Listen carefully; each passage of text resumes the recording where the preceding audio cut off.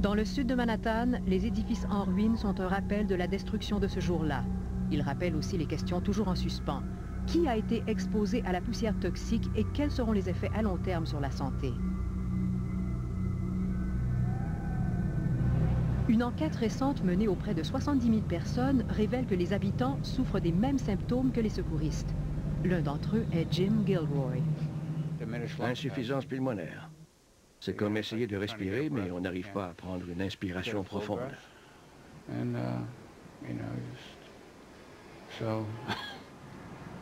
Mais il s'inquiète davantage de l'avenir de sa fille que de sa propre santé.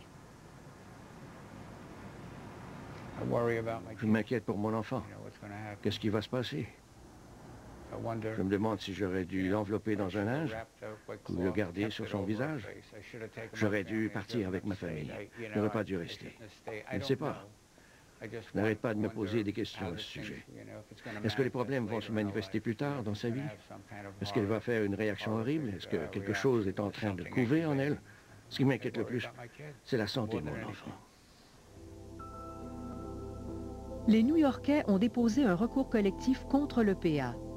En février 2006, une juge fédérale a refusé la demande d'immunité faite par l'ancienne directrice de l'EPA, Christy Todd Whitman, en disant que aucune personne raisonnable n'aurait pensé que dire à des milliers de gens qu'ils pouvaient retourner sans danger dans le sud de Manhattan, en sachant que le fait de réintégrer les lieux pouvait entraîner des risques pour la santé à long terme et d'autres conséquences désastreuses, était un comportement acceptable selon nos lois.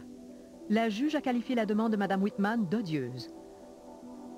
Christy Todd Whitman et les responsables actuels de l'EPA ont refusé toute entrevue pour ce reportage.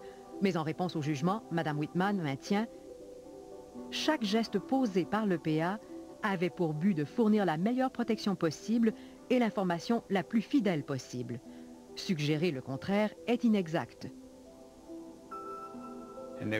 Ces gens-là ont perdu de vue qu'ils étaient des fonctionnaires redevables au public, qui travaillent pour nous protéger, pour prendre soin de nous, pour prendre une responsabilité. Ils sont assermentés. Ce n'est pas un travail tourné vers soi, c'est un travail tourné vers les autres. L'une des grandes victimes du 11 septembre aura été la confiance des gens dans leur propre gouvernement, et en particulier dans l'agence créée pour protéger leur santé. À longue échéance, à moins qu'ils ne réussissent à rétablir leur crédibilité en adoptant un meilleur comportement, ça laisse vraiment le public sans aucun recours et sans information auquel se fier face à un désastre. Qu'il s'agisse de grippe aviaire, de contamination par l'anthrax, de la prochaine catastrophe naturelle ou créée par l'homme et des conséquences éventuelles. Pour l'EPA, le fait d'avoir perdu sa crédibilité parce qu'ils ont volontairement minimisé les dangers, à mon avis, a de terribles conséquences qui vont bien au-delà de la question immédiate des problèmes de santé des gens qui étaient sur les lieux.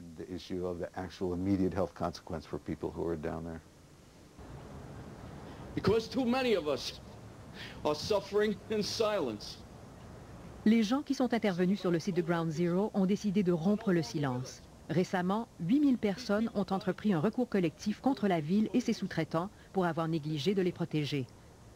Ces travailleurs ont remporté leur première victoire contre le gouvernement en décembre 2005. Le gouvernement a été obligé de remettre les 125 millions de dollars qu'il avait décidé de reprendre.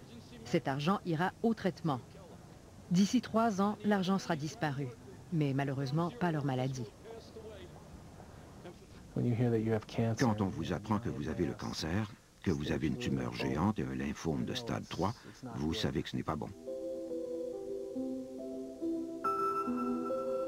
Ce policier de 40 ans, père de 2 enfants, a reçu le diagnostic redouté. L'exposition à ce type de substance chimique a été liée au cancer et un nombre croissant de cas sont décelés parmi les travailleurs.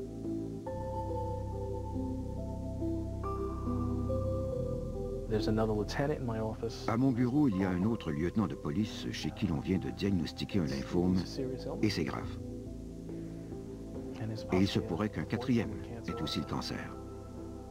Alors, c'est quoi la probabilité? Ce sont des questions